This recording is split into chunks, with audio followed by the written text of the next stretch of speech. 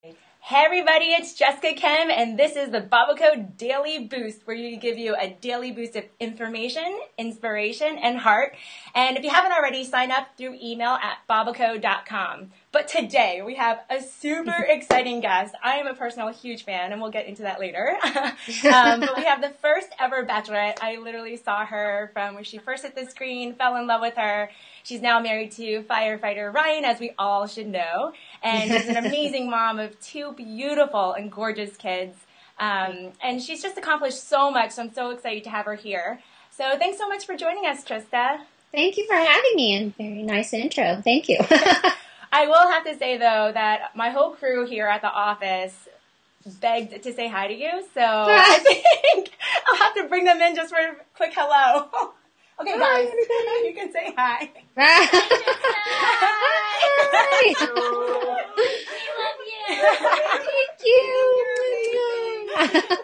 Even the boys. Look at them. Hi, boys. Now get back to work. Yeah, no, get back to work. Yeah, I promised them that they would say hi to you. That's really cute. So I just want to start off, what have you been up to? I mean, we see you here and there, but I would love to hear just straight from you how you are doing, Ryan, the kids, what's going on? Life is crazy. I don't know that I ever knew what busy was until this month hit. I have a book coming out, as we've talked about. It's called Happily Ever After, The Life-Changing Power of a Grateful Heart. And so I'm trying to plan, with my publicity department at the publisher, the press and, releasing the book and how to get copies to people and, how to get them autographed into people, like just working out like logistics that I never, really thought that I'd be a part of. And then obviously for the past 2 years writing the book and then I have a collection coming out to coincide with the book release, which we're going to be, I think they actually are doing a press release today for, it's called the Grateful Heart Collection. Oh, wow. And it'll be a lot of gift items, really based in gratitude. Yeah. Wall art and picture frames and a couple like jars, like an appreciation jar and some book things like a journal and bookmark. And so we have lots of goodies there. So I've been really busy trying to help design that and get that rolling. And then of course, being a wife and a mother and, my kids are my priority, as is my husband, and just getting them to school and all their activities and making sure, I'm spending time with Ryan and actually, taking time for myself every now and again, but really I'm not getting any sleep. It's a crazy, crazy time, but honestly, it's all good stuff. So I have no complaints. I'm just trying to manage my time very wisely. Right. So this is your first book, right? It is. And it took you 2 years to write it? Like, what inspired? Well, not necessarily write it. It Okay. was really from concept to completion. I wanted to write a children's book and have always dreamt about that. And being a mom now, and we read so much, we have zillions of books here. I really wanted to do something for my kids. So I reached out, I got connected to a literary agent, and she recommended writing an adult book. And I didn't want to go the normal like biography route or like a cookbook because I am not a chef. Right. I wanted to do something authentic to who I was. And every day on social media, I post my favorite part of the day. It's just my way to reflect on the positive and try to look at the good in life, even if it was a really crummy day. So I told my agent about that, and she said, let's go with it. So we set on gratitude, and a hard part was kind of trying to break it down and figure out how to actually write it and what chapters would be. And so we decided on the different relationships of your life. So we start with the relationship with yourself, with your partner, as a parent, as a friend, a coworker, strangers, and then we give tips throughout called Happily Ever Actions. I threw in tons of research about how gratitude can truly make your life happier. So, I mean, it's been a long journey, but it's one that I'm probably more proud of than anything except for my family.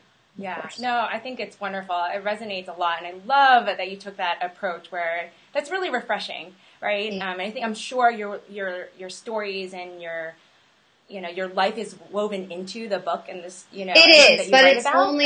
it's not just me. It's Yeah, stories of other people, friends, family, right. anyone I could find who had stories of gratitude in Yeah. different ways, in terms of those different relationships. So Yeah, no, that is wonderful. I mean, I think it can start a whole movement, and what a perfect month to launch it, right? With I Thanksgiving know, coming that's up. what we hoped.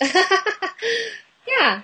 So it's one of the things like we even had a gratitude Baba box. So it's something that I truly believe in too. It's just how do you teach your kids even the heart of gratitude, especially they have so many things and life isn't perfect, but we're very blessed and a lot of people can know that. But how do you teach Oh, I that lost you again. heart of gratitude with the whole attitude of gratitude and but how as a mom do we instill that in our kids? Like, I'd love to get your thoughts on that. I think a big thing is showing them in some way that not everyone has food on the table and a roof over their head and a bed to sleep in and tons of toys. I think we had nearby there was a condo that burnt down, and we would drive past it every day. And it's actually in my book. I talk about it.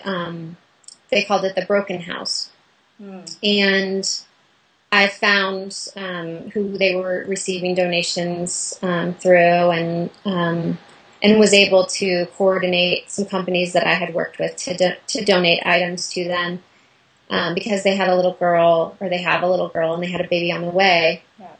And Wow. I brought the kids with me to give the gifts to them, and we had conversations about how they lost everything and they didn't have anything, and they were relying on people to help them through this really hard time.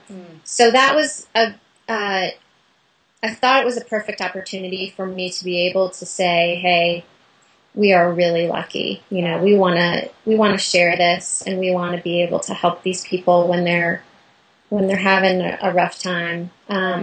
So I think that's a huge thing is exposing your kids to charity work and being able to help those that are less fortunate. Yeah. And then also, I think just talking about gratitude, talking about every night we say our favorite parts of the day, and just talking about the good things that happened. And one of my friends, she has one of those like turtles or whatever that shines stars on the ceiling, and she lays down with her son every night, and they pick a star, and for each star they say one thing that they're thankful for. Aww. So. And they don't do all of the stars, but that's just one thing they're thankful for. And I mean, I've asked my kids what they're thankful for, and I don't think they quite get it. I mean, they're 4 and 6. Yeah. So that's why I focus more on the favorite parts of their day, just to focus on something that happened that was really good. Yeah, I love that.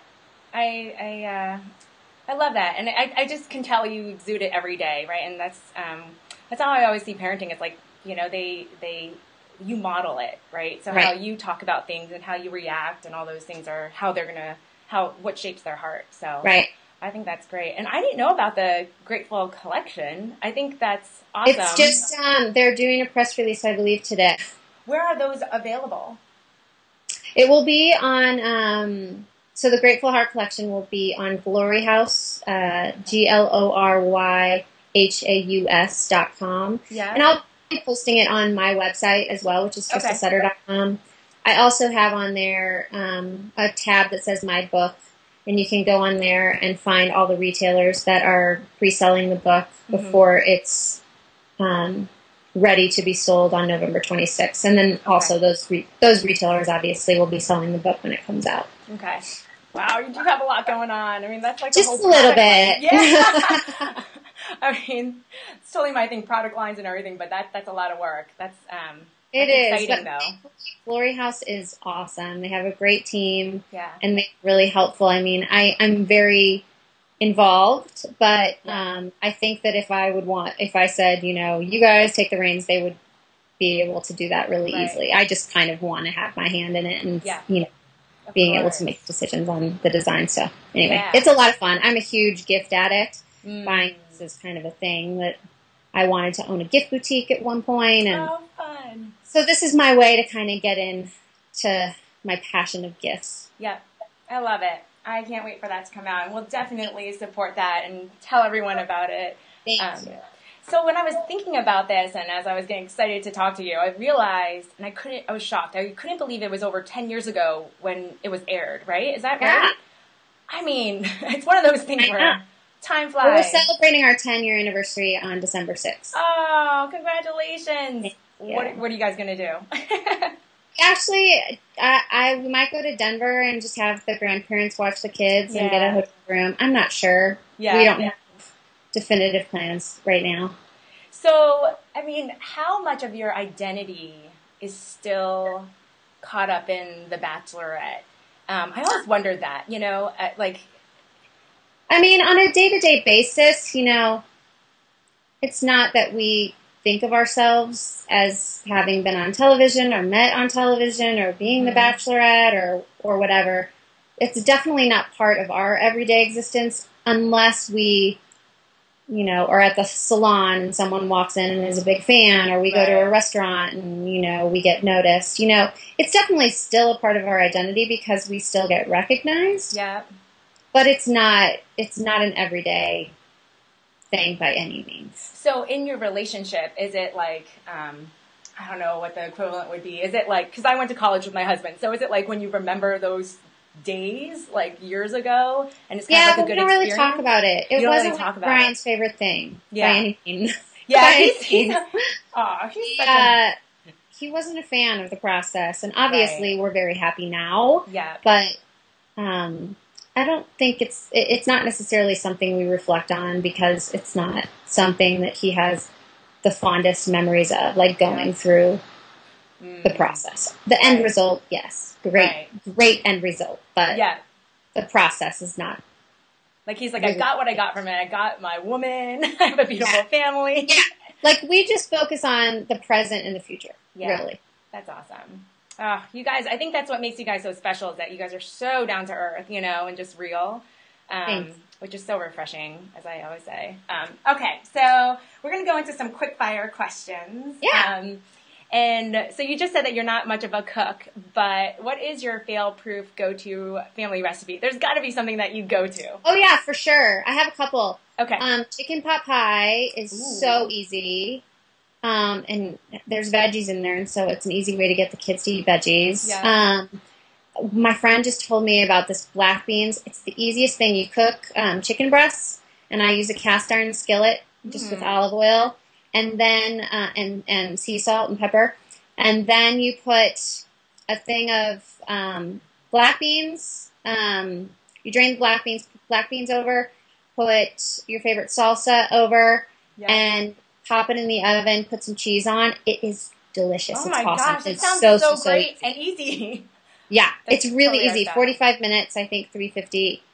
It's awesome. And then I honestly use my slow cooker all the time. What's the best thing that we just did a whole slow cooker week. That's why. Did you? So I love slow cooker. So, lasagna is probably my favorite. There's a cookbook out there called 365 Days of Slow Cooker or something like that. Karen Pedersen, I think is her name. And it's literally, it stays in my kitchen. It's not even in the pantry because I use it so often. But she's got great lasagna recipes. Like you'll never want to make lasagna the normal or the old way again. I'll definitely have to check that out. I have not thought about lasagna in the slow cooker. It's good. Well, it sounds like you are a cook, Trista. I'm trying to be better. Like my mom, I grew up, my parents were divorced. My mom was a single mom and for all intents and purposes. Yep. And my dad was kind of the cook. He was the griller and, that kind of chef. So when they broke up, my mom didn't cook. It was like, freezer meals or whatever you call them, or chili or burgers or takeout or whatever. So I'm trying to be better because Ryan grew up in the complete opposite family. His mother is like Miss Perfect homemaker. Like she's always got dinner on the table at 5 o'clock, and it's Anyway, he grew up with a mother who cooked for him every single night, multiple times a day. So I'm trying to kind of appease him in a way, and obviously get my kids the nutrients that they need. Yeah. I definitely think as soon as you become a mom too, like you just feel like the responsibility of cooking some good meals. Yeah. Okay, so what's your vice? Because even though you're so busy, I just feel like every mom has that kind of shut off. This is my kind of vice that I need to. Yeah, television for television. Sure. What do you watch? I have my shows like Revenge and The Bachelor and The Bachelorette, and lately it's been Blacklist and Elementary and Shark Tank and tons of shows. But yes, Project Runway. Oh yeah. And a Project Runway. So when I am folding laundry or I just need to take an hour and just veg out, that's what I do. I watch TV. That's awesome. And how do you drink your coffee? I don't. You don't drink coffee? Oh my gosh, that's shocking. I know. I'm probably the only mother alive who doesn't drink coffee. It's probably really healthy for you, but I'm shocked. I don't drink caffeine. I don't drink soda. I don't. I drink a little bit of like if I go to Starbucks, I'll have a chai. Oh my goodness! But I'm more of a cider person. I try like my dad was like 3 pots a day. I think I just grew up thinking that smell, I don't want to have that smell around me. Interesting. I also feel like I'm on drugs with it. Like my body just feels weird on caffeine. And I know it would be better if I started drinking it, but I don't like how I feel when I drink it. So the one kind of coffee I will have, if I'm driving and we're on a road trip, I will get the French vanilla cappuccinos at the gas station. Oh my gosh, that's hilarious. The kind where it's already pre-mixed and you just push press button. it. Yeah. Yeah, that's my coffee. But I obviously don't drink that a lot. Oh my gosh. No, good for you. That's amazing. I think that's shocking and amazing. So that actually, I'm going to throw in another one because I'm looking at your skin and I've been obsessed with skin recently. I'm like, oh my gosh, I need to start doing some regimen. Like, what do you do? What do you do at night? Like, what's your thing? I didn't really do anything until last year. I think moisture is just key. We have no humidity here. So, and my skin is so dry. I have eczema. So I'm constantly putting on Cetaphil, which I'm addicted to. Like they're actual, it's not lotion, it's cream. Yep. And then and you put that on your face? Like you put the cream on your face? Oh, yes. Really? Oh, gosh. I have to. And then I use hydropeptide. I got a massage. Ryan took me to Santa Barbara last year for my birthday, so Four Seasons, and I had a facial there, and they use these products called hydropeptide. And so I use, I think it's called their serum, and then Power Lift are my 2 favorites. So that's probably the biggest thing that I do in terms of a regimen, but otherwise it's just Cetaphil. Oh my gosh. That's amazing. That's like my mom. She has such amazing skin. I'm like, what do you do? She uses Ivory soap. Exactly. And I'm like, oh my gosh, here you are, buying all these things, and she uses Ivory soap. Yeah. Same with you. Look at you, and you're like... No, I think it's... I've got some makeup on. So bye. You look fabulous. No, thanks. Okay, so the last question I have is just, what's the biggest thing that surprised you when you became a mom? Or not when you became a mom, or just as a mom?